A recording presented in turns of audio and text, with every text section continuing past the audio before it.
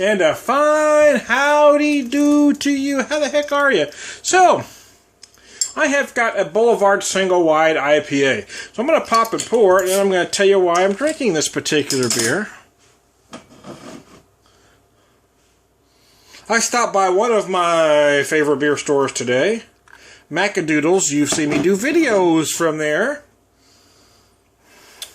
And they had some great some stuff on sale, so I bought a bunch of stuff. They had a bottle of the Hophead vodka that's distilled by Anchor for $6.98. Yeah, I shit you not, seriously. So I picked up a bottle. Also picked up a bottle of Low Gap whiskey that was only $9.98, and a bottle of the Everclear Lightning Corn whiskey that was only $9.98 as well. But I was looking for a beer. It's kind of unseasonably warm for us, and we've been super duper cold here. So that warmed up a little bit. I wanted just I wanted a beer I could just sit and kind of enjoy, kind of a session-esque beer, not necessarily by ABV, but just something I can sit and relax with a while. They did have the Boulevard line on sale. Oh, wow. So I thought about getting their KC pills, but I've already done a video for that. I thought about getting their pop-up IPA, their session IPA, but I've already done a video for that. I didn't want their porter, because, again, I wanted something a little lighter. And then I happened to think, well, I hadn't done a video for their single wide yet, so hell, let's do this. I think this is a fine IPA. So to me, Boulevard's one of those underrated craft breweries that doesn't get in the conversation of great craft breweries enough. And I guess they're in the process of being bought out by Duvel, which kind of bums me out a little bit. But maybe it'll help for distribution. But anyway, that aside, they are a great craft brewery that son of a bitch, that kind of gets left out of the topic of great craft breweries. Because they've been doing a solid line of beers for a long, long time. Oh, this is a fine beer. You really get some nice stuff on the nose. A lot of citrus. I'm getting some lemon, grapefruit. Definitely some pine as well. I'm going to read just a tad from their website, though. Their website says it's 5.7%.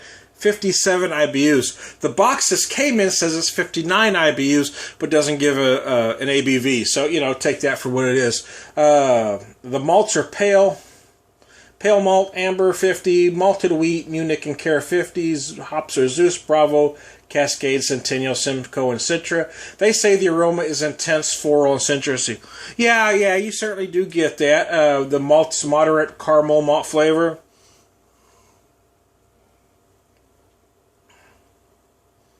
Yeah, maybe a little bit. Very light to me, but okay. Strong hop bitterness and flavor. The balance is towards the hops. The body is medium. And probably, I would classify it a light to medium body to me. It doesn't feel heavy at all to drink.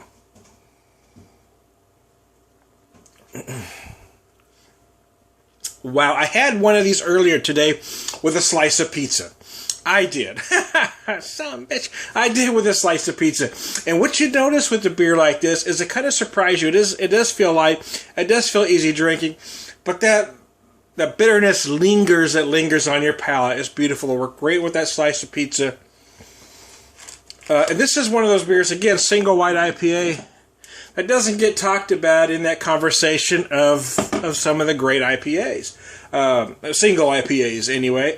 It is smaller statistically than many, especially these days. I mean, they keep getting bigger. Oh, wow. But the flavor on this is huge. I mean, again, the hops are just beautiful. That bitterness will continue to linger on your palate for quite some time. And yet, this is a very easy to drink and very satisfying beer. It's incredibly refreshing as well. It just does everything an IPA is supposed to do. It should be in the conversation of great IPAs. It really ought to be, because it is a darn fine beer. And again, I picked this up for only $6.98 a six-pack. So, I mean, I don't know what Boulevard goes for in your neighborhood, or even if it's available in your... I mean, I'm in Springfield, Missouri, so I'm not too far from Kansas City where it's brewed, about 3 hours, give or take. But it's an excellent IPA,